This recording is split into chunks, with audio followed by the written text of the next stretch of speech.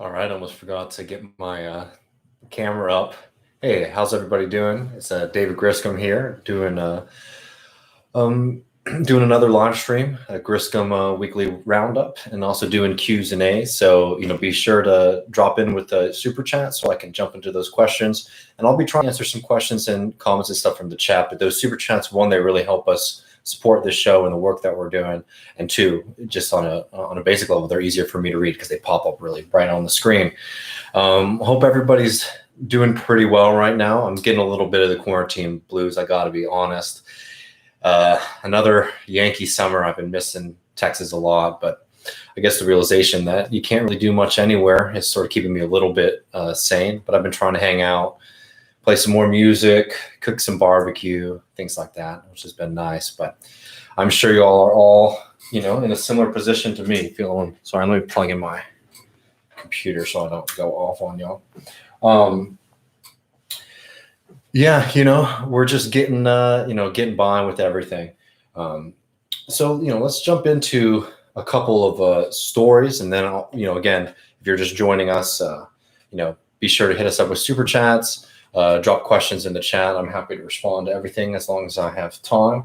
I really wanted to just double down on something we talked about on the main show on Tuesday, but what's happening in Bolivia right now is quite frightening. One, we talked about how right-wing militia groups that were, aligned pro-coup militia groups have been cutting off the water in Cochabamba, which is a MOS stronghold, has a MOS governor. And, they're really amping up their violence, and actually they're on the ground threats to people. So something that we need to be paying a lot of attention to, especially with the context that the polls that have been coming out of Bolivia lately have shown that MOS is a clear favorite to win the next presidential election in the fall.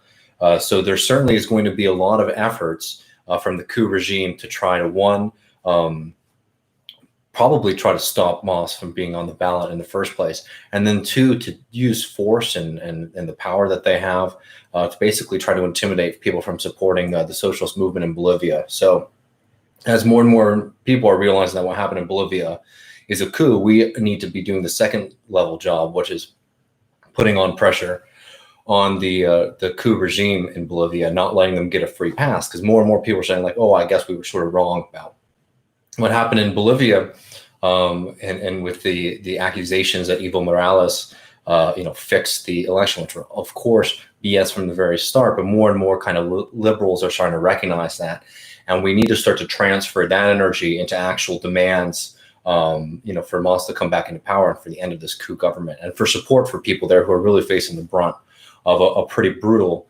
regime and government.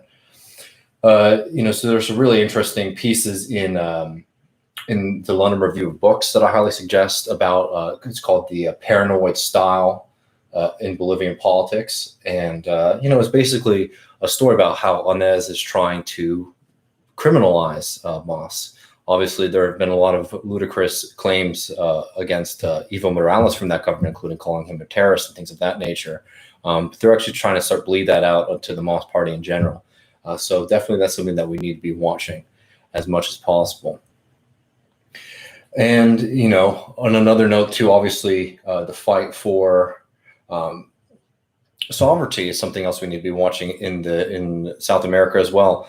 I've covered a lot on the GEMS, the fight that Argentina is having right now with their creditors. Well, that's continuing, and Argentina has very much come to the table now, and it's actually, even sweetened the deal a little bit. I don't have the exact numbers of the deal in front of me, but they've come down a little bit even from their original negotiating position.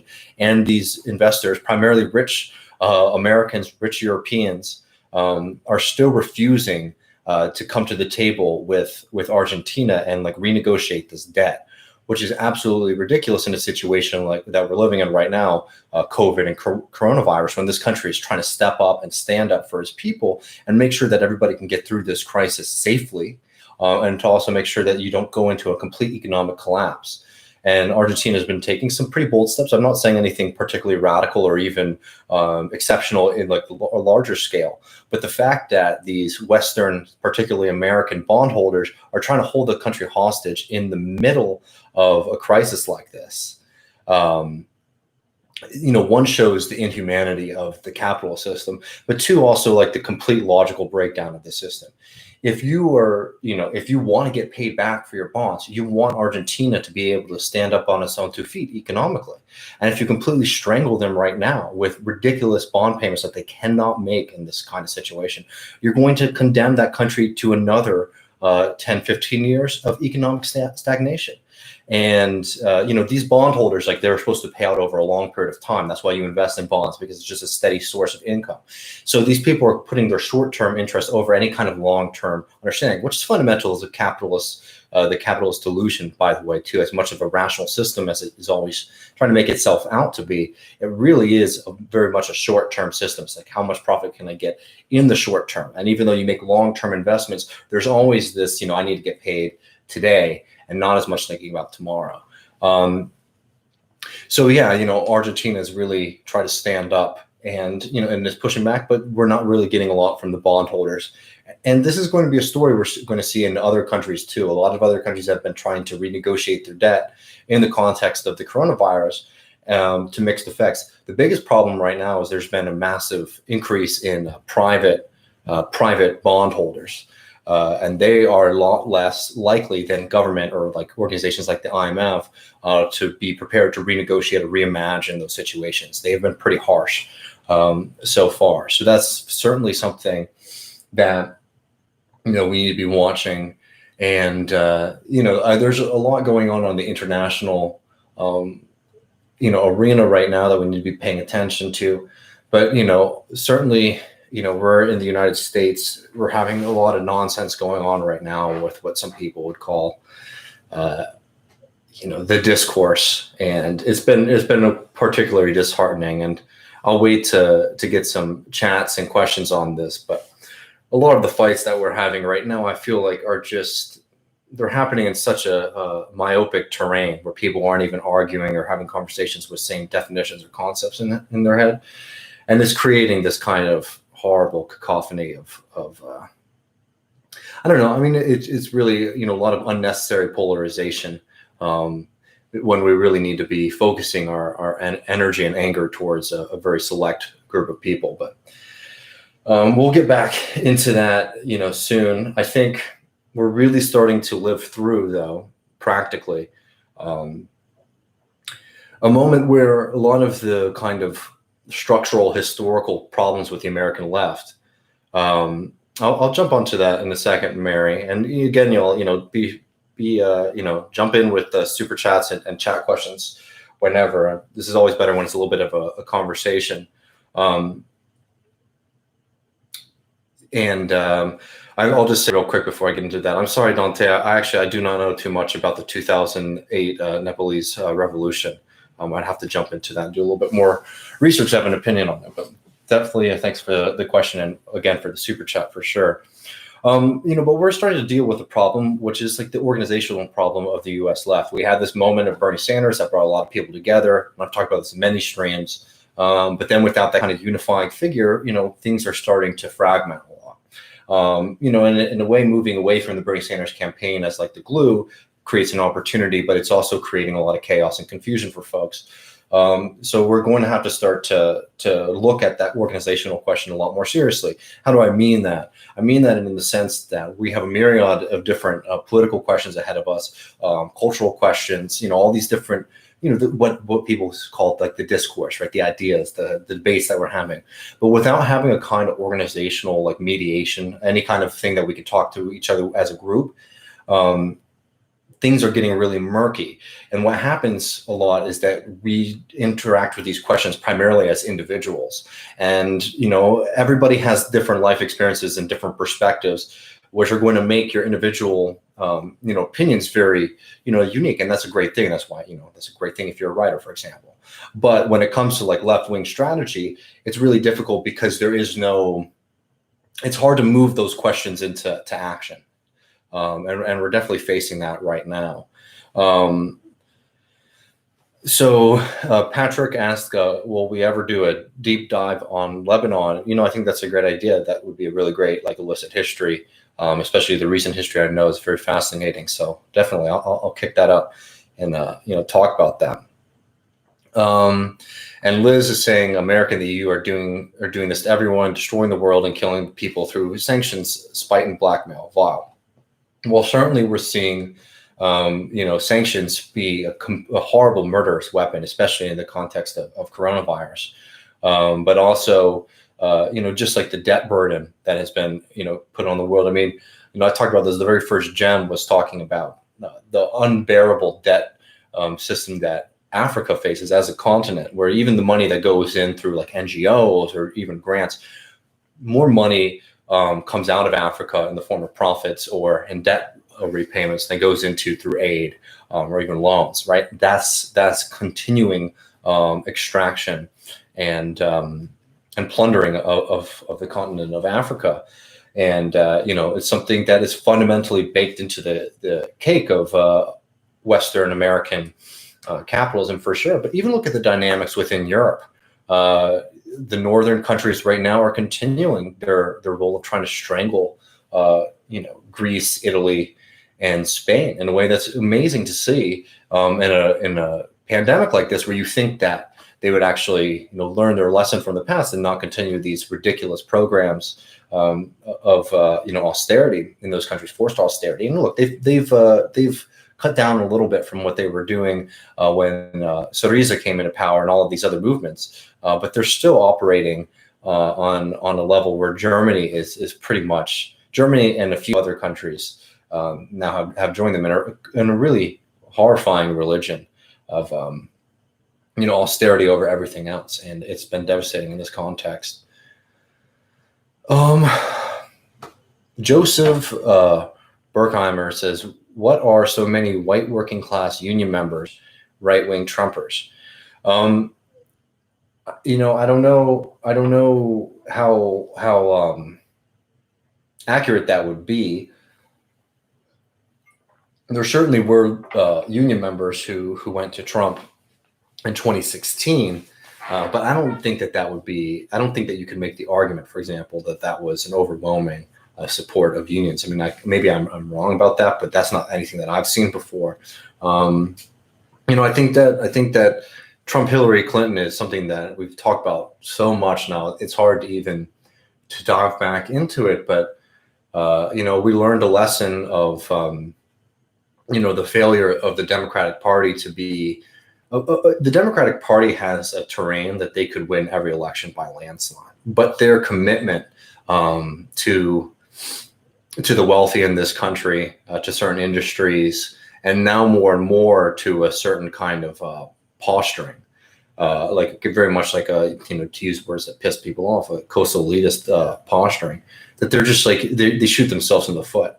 And I don't know. I don't think that that's the answer. For example, to the question about union members who are voting for Trump. I mean, obviously, any union member who's voting for Trump is doing so in bad faith with their own interests, because Trump is everything, is the opposite of everything that a union should support. That being said, if you come from an area that has just been devastated by the international trade regime, and you have Donald Trump coming in and saying that I'm going to bring back jobs to America and I'm going to end those relationships, that can be attractive. And I think that was, especially in like early Trump years, that was like the real disillusioning of a lot of actually his kind of more like working class base, was realizing that Donald Trump wasn't going to make those changes. I mean, Trump's basically just recreated a new NAFTA since coming into power. So we have a good one from Comrade Ben Burgess.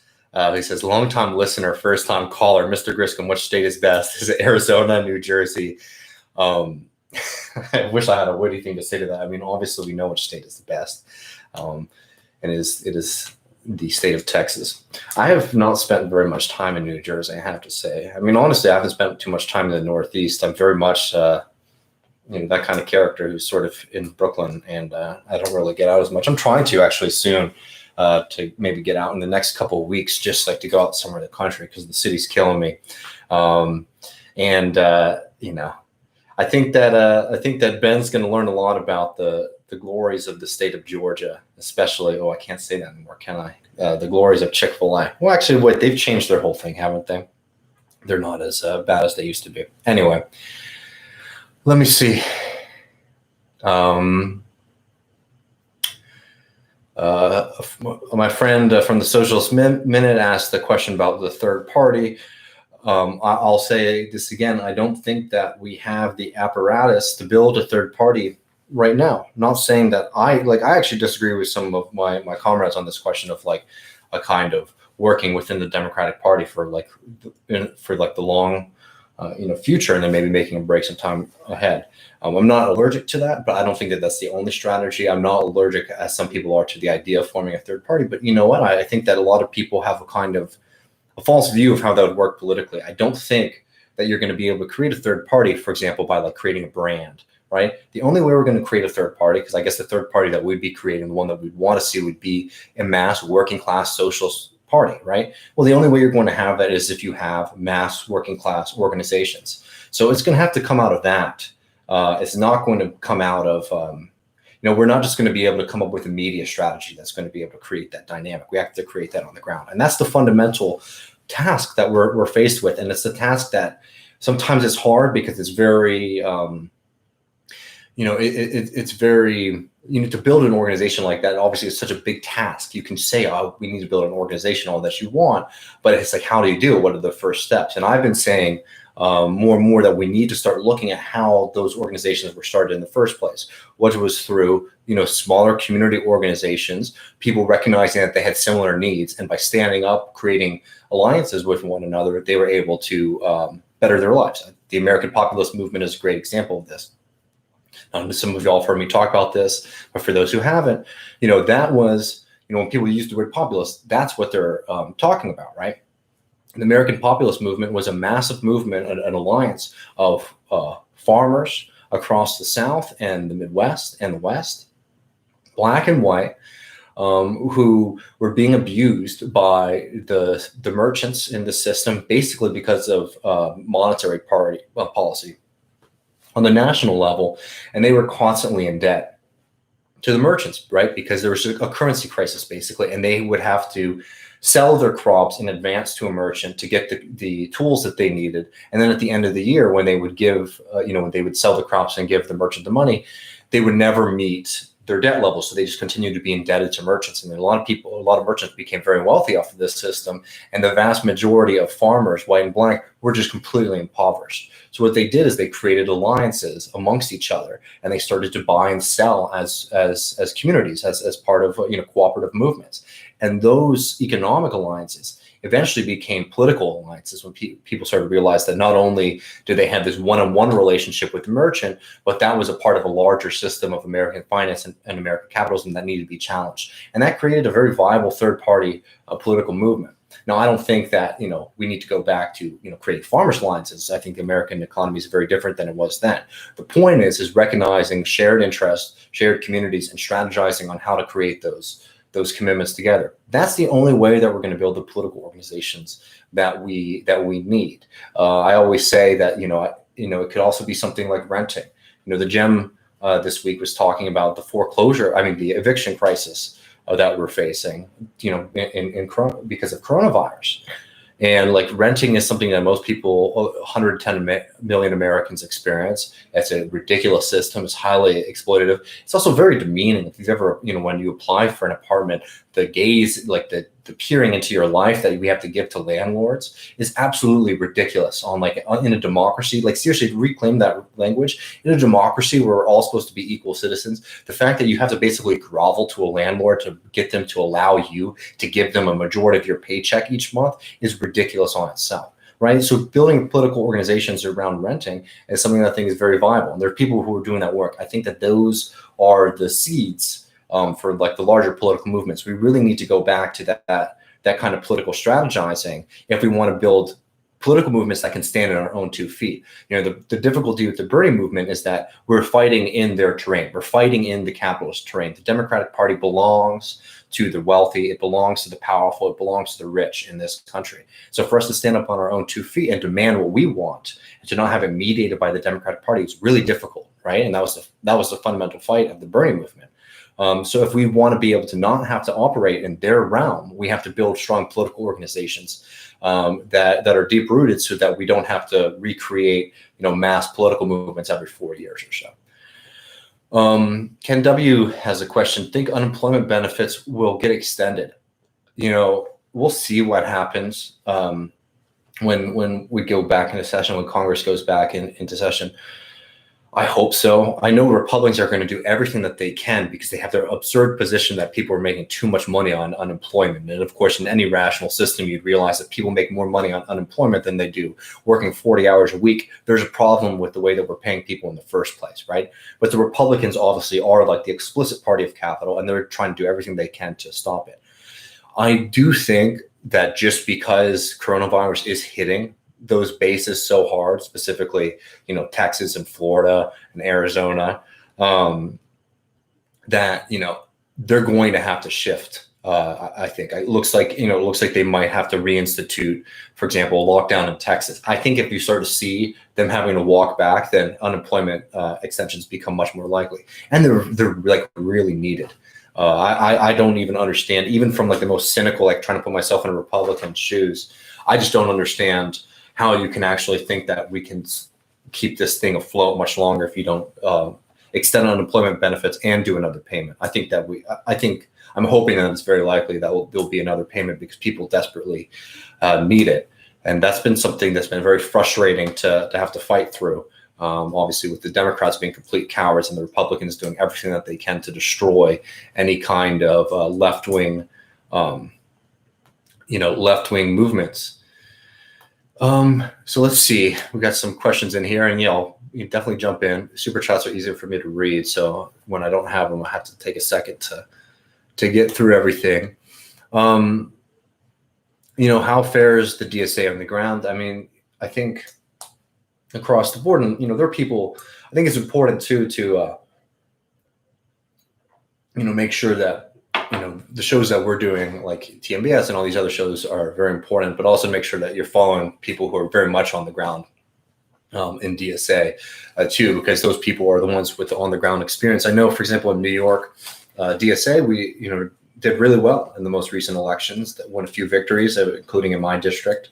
Both on the both won, obviously, like re-electing AOC, but also in state senate.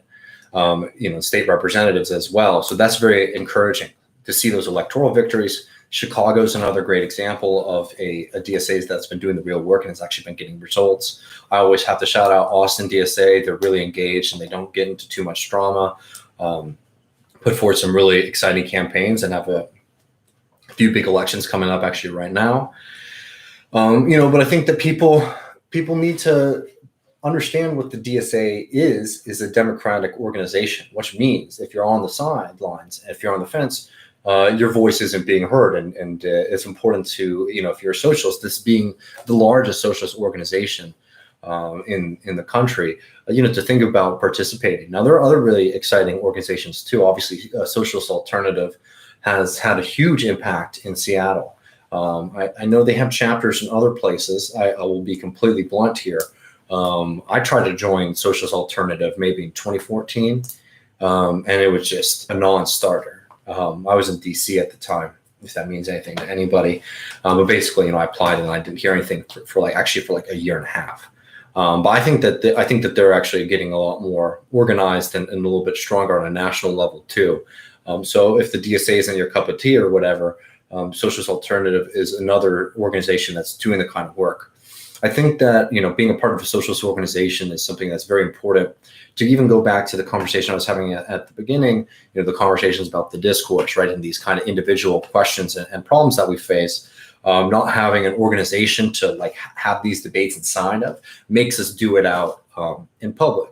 And I'm not saying that because we need to keep everything secret, but it creates an environment where if you're competing in the public sphere, I guess like on the internet is what I'm talking about, I guess, you're competing not only with people within your own political persuasion, but everyone else for attention. And it sort of creates like, it encourages a kind of a sprint to like the most extreme positions or extreme ideas, and that I don't think is particularly helpful, right? Working with somebody who you have to, one maybe have a political debate with, but then next week go on a door knocking campaign or do prisoner relief work, things like that. That changes the way that you debate, and I think it actually creates a little bit more of a healthy debate culture, which I think is something that we really need. I think that the way that things are starting to dissolve right now is definitely, definitely a problem. I think that we need to really try to cultivate a better culture of debate and thinking, and I think you're only going to be able to do that on an organizational level for sure. Let me make sure I'm not jumping over any good questions here. And again, I really appreciate everyone's support here. It's been really, really lovely. This is a side note, but some of the chats talking up Krispy Kreme. Krispy Kreme is definitely the best donuts. Let me see. Ranked choice voting. Yeah, ranked choice voting is something that I support. I think it makes sense. It gets us out of, some of the fundamental problems. It's not an end all. Like, I think that people who think that electoral reform on itself, so for example, like money in politics is a problem because it allows for people who have relationships with the wealthy to basically be able to put forward themselves as a, as a candidate. I mean, it takes a lot of money to run. Now that's starting to change, I have to say, even just like as a neutral electoral analyst. It's starting to seem that like actually, things like social media and are very effective actually at getting your message across, and you don't have to rely so much on the old traditional, radio ads, television ads, things like that. But, so money in politics is a big problem regardless. But if you get rid of the money in politics, like the super PAC system that we have now, you're still going to live in the same dynamic, right? Because the problem isn't just the money in politics, it's that people in power look out for the long-term interests of the capitalist class, of the bourgeoisie. That's like the fundamental difficulty that we've been facing in this country for a very long time, is that when you're in power, the people who are speaking to you the most are, the industry interests, right? They're not necessarily the interest of like working folks, right? So we have to create those kind of constituencies that are strong enough to stand up as a collective bloc outside of just the voting booth to be able to, challenge politicians. So like, yeah, we need to do as much electoral reform as we're able to, and that's going to be a huge fight because using that system of legalized bribery is something that, is a huge impediment to us, but there's other forms of bribery. It's been going on for a very long time. Let's see here. We got a couple questions.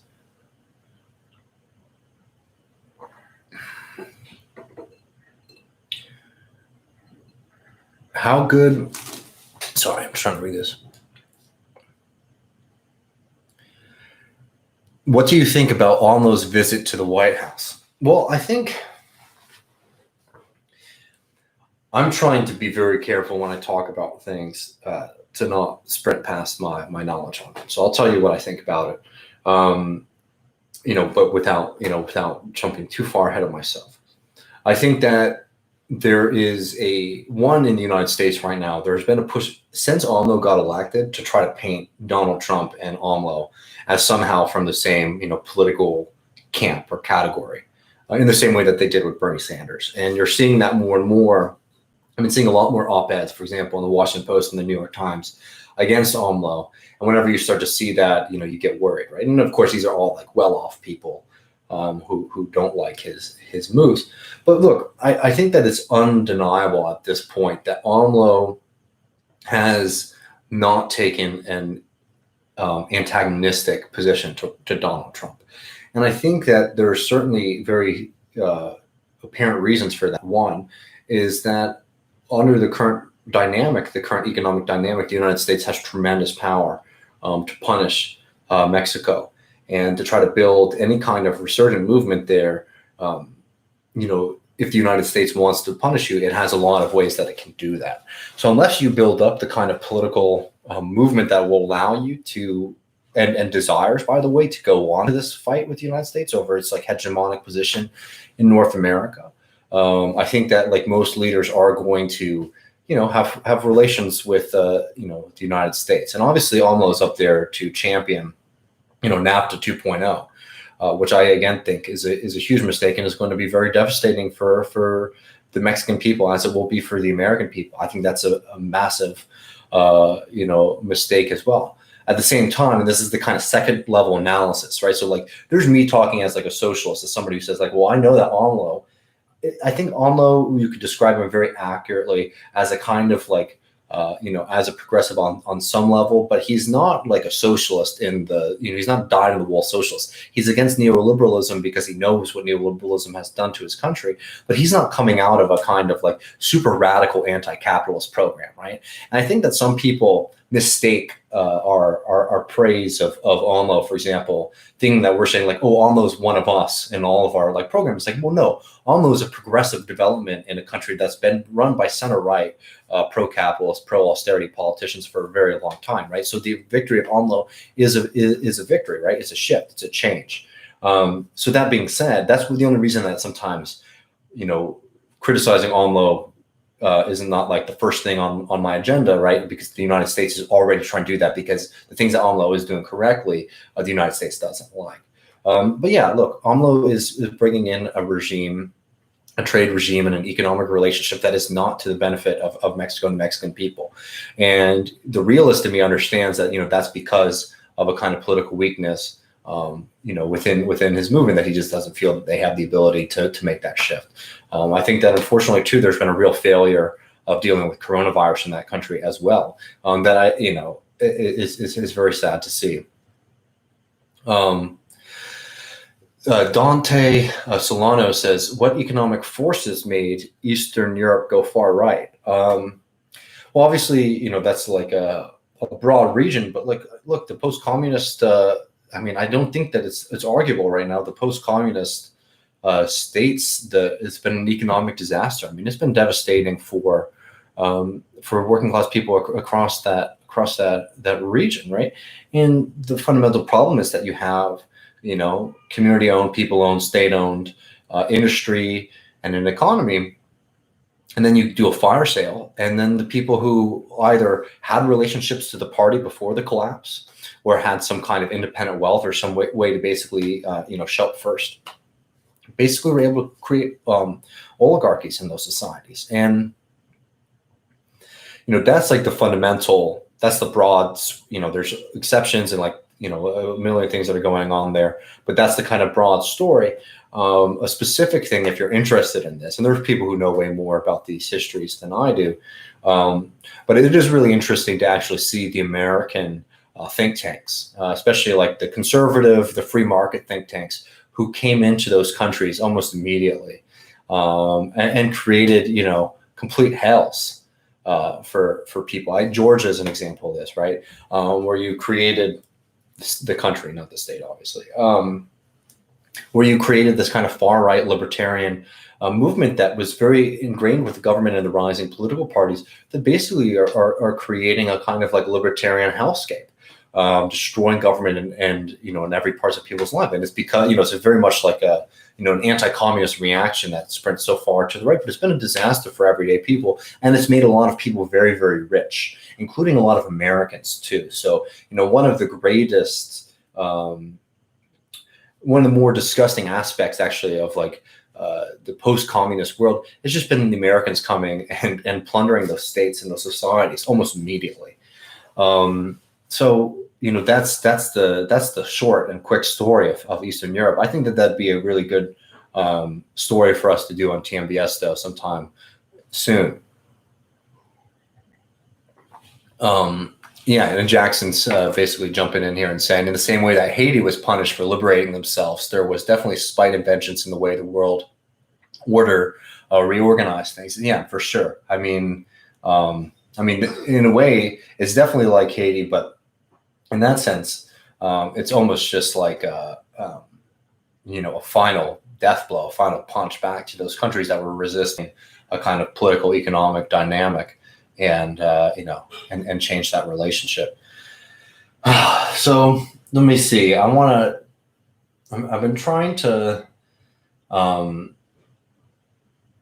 point this conversation in a direction that is going to be beneficial for us all going forward. So I wanted to also just make a quick note about another aspect of the Federal Reserve and the Federal Reserve story, things that are outside of politics, right? And like one of the great and frustrating aspects of the Federal Reserve is all these people who act like it's an apolitical organization, what it is not at all.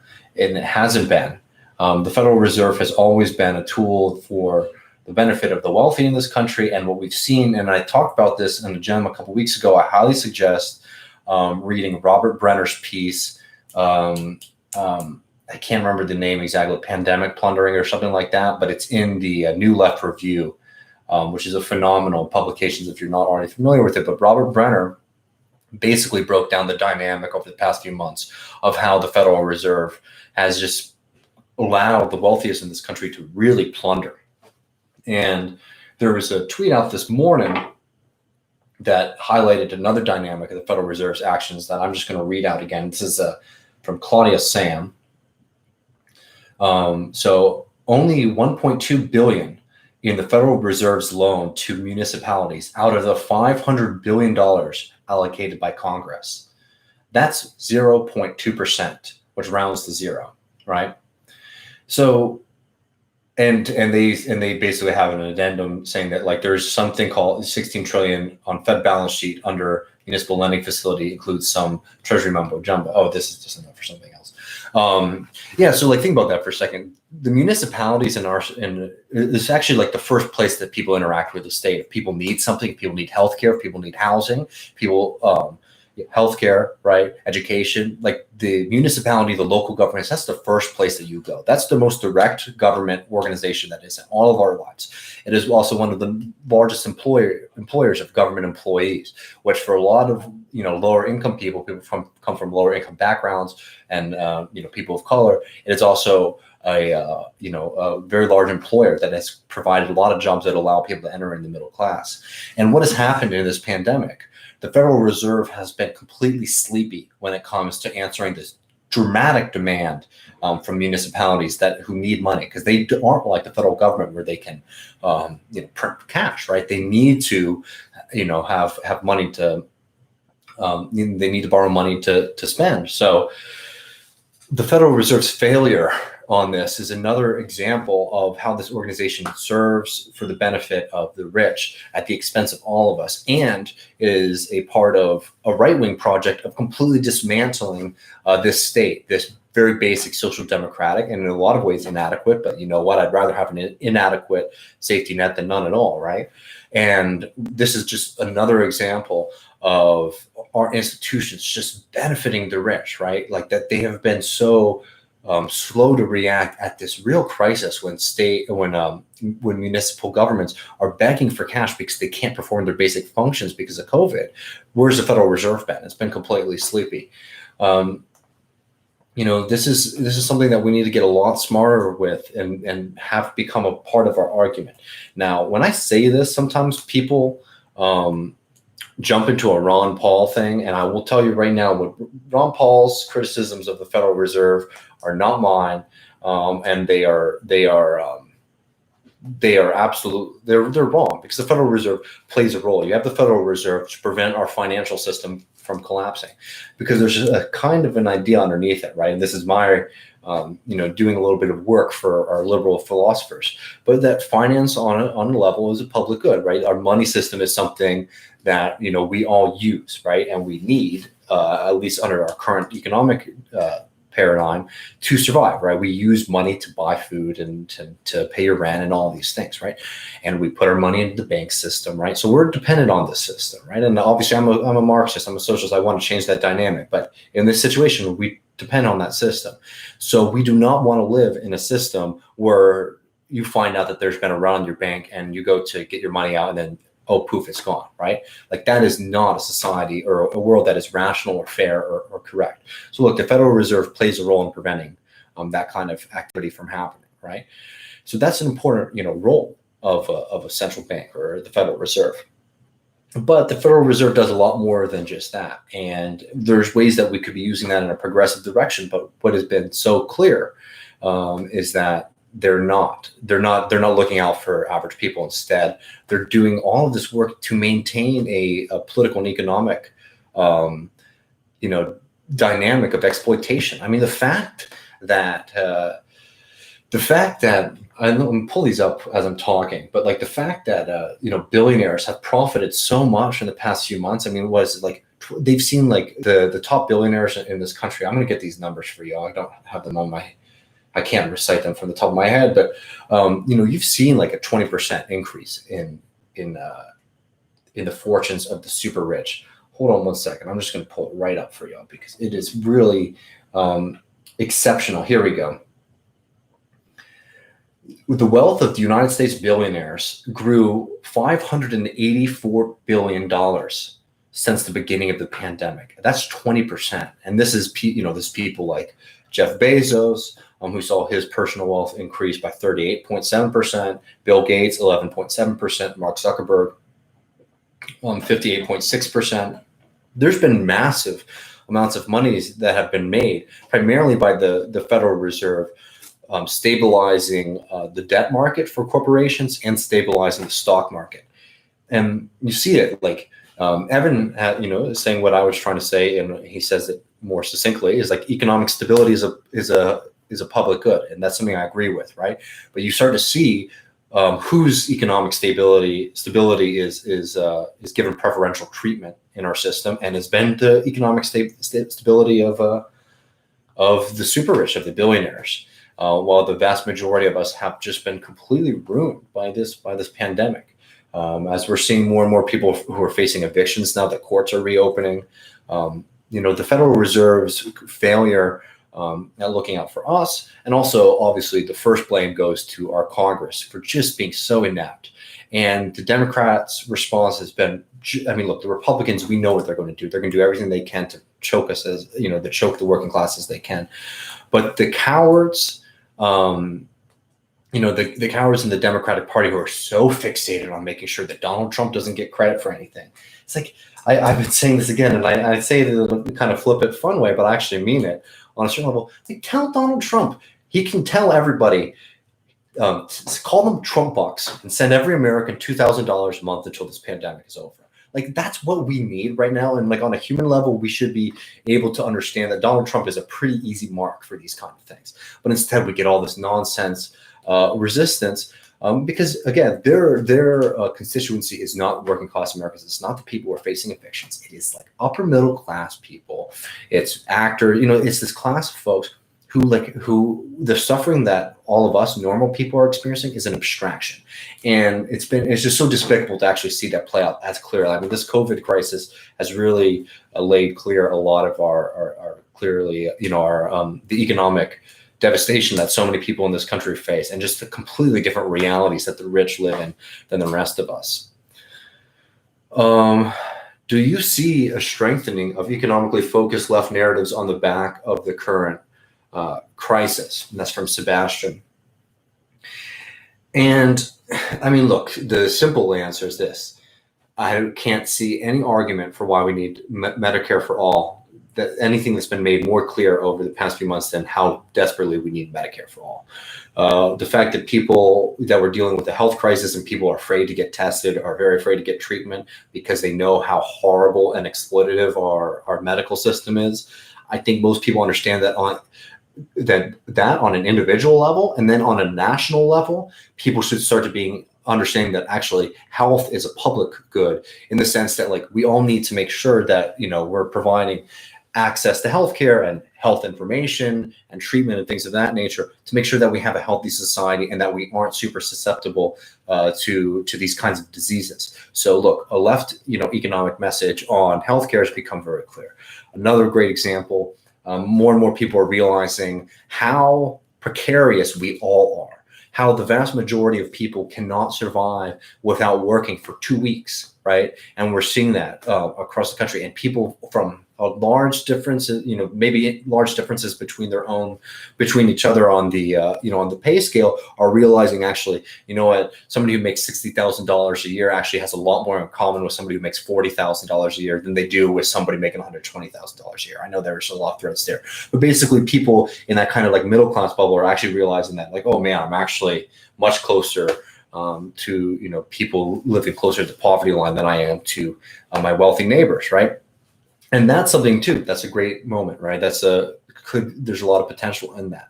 I bring those examples up because the kind of irony of this moment is that these lessons are becoming very clear. But what political movements are rising? I mean, there's a Joe Biden campaign that looks like he might win. He might win overwhelmingly, and obviously there's a lot of factors that go into it. But it's very funny, isn't it, that like actually this coronavirus crisis is happening while like neoliberalism is actually making a kind of triumphant return. I mean, we're seeing all of these populist. I don't like to use that word, as I've said before. All these like left-wing movements have not been successful, from Bernie Sanders to Corbyn, to the victories of the right in Italy. And Podemos in Spain is a little bit of a different story, but even they have had to step back a lot from their original platform to be in coalition government, right? So we're actually seeing, and then obviously Macron and stuff in France. Now he's been in power for a while, but like, we're seeing a moment where you actually would think that the left wing would be a little bit more vibrant than they are right now. But we've just suffered a lot of defeats, and now we're seeing neoliberalism rising to the task of coronavirus. And obviously they're not meeting it at all, but they're the ones who people are selecting. So I think that there's a lot of potential in our arguments, but I don't think that we can say that we're there yet at all. Actually, I think that we're in a very difficult position where things are so clear that it's almost disheartening to figure out what we need to do next, just because the reality of the system, I think, has been made clear to a lot of people, but there's a disconnect between feeling that the system has failed them and saying, I want to pursue a left-wing project. Something that Ronan Burtenshaw has said on our show before. He's the editor at Tribune. Part of our job has to be, we need to show people that politics is a way to change their life. And I think that that's something that we haven't been able to do very successfully. And I think that that's something that we need to understand as a challenge. Instead of saying what a lot of people will say is like, oh, well, people, for example, working people who vote Republican vote against their interests, or working people who vote for Joe Biden vote against their interests. Start to say to yourself, well, why do people not believe that like what we're saying works? Because what we're seeing more and more and more is that the majority of people support things like Medicare for all, support things like a higher minimum wage. All of those programs that are kind of our bread and butter of socialist politics are very popular.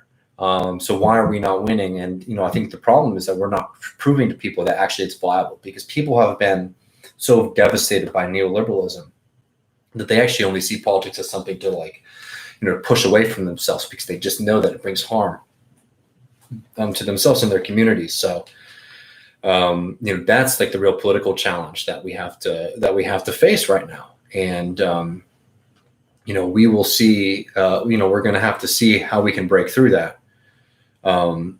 And I don't know, I on the other side of that, just because, before I go, and again, if people want to jump in with any more super chats, I definitely have a couple more minutes to go, but I don't want to run out of steam and start rambling. But I do want to make sure that I have, a positive message too, because I think that things are very encouraging. We're seeing this massive movement of people in the streets who are making radical demands and are thinking very constructively. And I think that that's, 100% what we need to be seeing. I think that there is a lot of potential that we have right now for working class politics in this country. I think that we've just had to learn some really hard lessons, and there are lessons I'm not seeing that I knew before. But we had to learn some really hard lessons on organization. I don't think that they've been incorporated yet into left strategy. And I'll say it again, until we start building those kind of left organizations that are deep rooted in their community, we can't just have, like national membership totals as something that I mean, obviously that's meaningful to have a lot of members in your organizations, but we really need to start measuring those as like, how powerful are these organizations at getting people out to participate in politics, to think about politics, and being an actual real visible force. Until we start to build those organizations, we're going to be in this cycle for a very long time. We're not the first young generation of left-wing people to try to change this country, try to change the world, right? We need to be prepared for the hard task of politics. And sometimes that's not going to be the most fun work, but it's the real kind of work.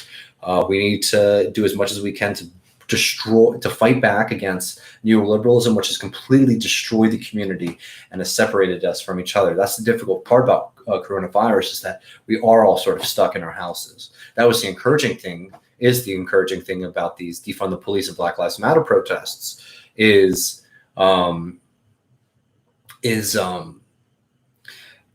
people actually were making a political choice to break quarantine. And that's encouraging. But like, until we start to build those organizations and that power, we're going to be in a difficult position. Comrade Harris says, Medicare for all isn't socialism. The public ownership of the means of production of socialism is socialism, or means of production is socialism. I mean, you want to make an argument like that, that's your position. But I would tell you that as a Marxist, that you need to understand that socialism isn't a flipping of a switch. It's not something that you say, okay, I'm the socialist in power, now we live in a socialist society. Socialism is a development out of capitalism. So if capitalism is a certain mode of production and a system of production that is based on wage labor and the exploitation of the working class and the commodification, because this is like, you read the manifesto, go back to the manifesto. What does Karl Marx say? That not only is it the exploitation in the factory setting, but it's the fact that once you leave the factory setting, you are then preyed upon by the merchant and the landlord and all of these other people, right? And what is that relationship? How does that preying happen? Because everything around you is commodified. So if everything around you is commodified, that makes you have to sell your labor. So you can't think about these things as separate dynamics, right? So yes, controlling the, being in control over production is a fundamental socialist goal. That is how we abolish capitalism. But if you think for a second that the commodification of the world around us doesn't play a major role in the reproduction of capitalism, you're making a mistake. Capitalism is a system that is dependent on the commodification of everything in our life. You need to have to for capitalism to function, you have to pay your wages, to buy food, to buy housing, to buy all those things. They commodify everything around us to make it so you cannot survive without selling yourself for a wage. Those dynamics play together, right? And the point of Medicare for all is not that changes the dynamic, like that makes us a socialist country. I don't think any real person is making that argument. The point is that access to healthcare is a very powerful means of capitalist control over our life. It's something that's commodified, that becomes something that unless you're working, and you're working at a certain level of wages, by the way, too, because obviously people in poverty don't get that, that you are dependent on your employer for your healthcare, or you're dependent on your employer for the wage because you have to pay outrageous healthcare costs, right? So the socialist argument for Medicare for all is that it decommodifies and very massive expense in working class people's lives. And that's how we can start to build socialism, is by decommodifying as much of the world as possible, so the relationship of the bosses to the employer is not as authoritarian, is not as powerful. If we start to allow people to have freer lives, absent of their relation to the wage labor market, we empower the working class. That's the socialist position. And I think it's really important to not get into, to not tie ourselves into knots, and to not realize how these, reforms that are very popular, and they might not feel necessarily as the most radical political position, they're actually crucially important and should be fundamental and tip of the spear for a radical socialist position. So let me see. I got, medicine is a business and business is for profit. Yep. Gmail wants to know my position on Trotskyism, and I think that might be. I'm not ducking your question at Gmail, but I think that might be something that I might want to do a little bit later. I've been we'll see. It's something I've been sort of kicking around, is actually doing a little bit of like a kind of history of Marxism section. I don't know how I do it either as like my own project, maybe something with TMBS, but it actually go through, what is Leninism, what is Marxism. I'm not saying I have all the definitive answers, but just sort of taking people through those traditions, because there's a lot of different ideas. Trotsky obviously is one that is an interesting one to do, obviously, because there's so many different views, and being a Trotskyist, for example, entails so many different things to different people, right? Because there's Trotsky, like the actual living historical figure, and his political positions during the revolution and post-revolution, and then there are Trotskyists, which became a very dominant communist Marxist political movement in the United States and Europe. That was in opposition to the the Stalinist Soviet model. So like that's a whole batch of history.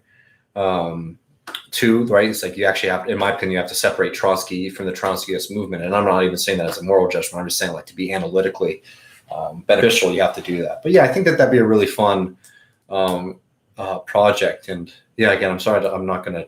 I just don't think I can jump into that all right now. But I think that might be something that we need to do soon. And all right, y'all. I think, well, man, it's almost been an hour. Yeah, I think I'll try to do more of these. I really appreciate everyone's super chats. Appreciate the conversations that we're able to have. These are really great for me. I love to be able to work through ideas.